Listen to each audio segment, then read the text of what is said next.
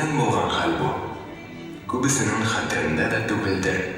Ничә ел үтте бит инде, әйтерсең упкан. 10 еллап бардыр, бәлки 11-дер, бәлки 12-дер. Кыскасы, борын заманда Марсель бабай белән Венера аби яшәгән. Бик әйбәт яшәгәннәр алар. Барсы да җитеш булган. Сыерлары да, бакчалары да, музыкалары да булган аларның. Тик бер әйберләре генә булмаган.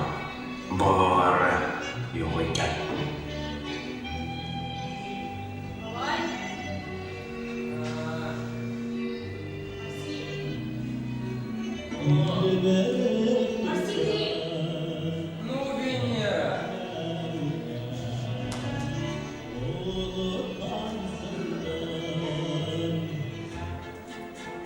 Баласына рәхәт булса, әнисе тыныш булыр.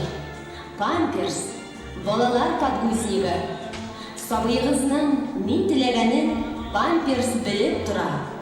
Сабыйлар илһамландыра, Памперс иҗат итә.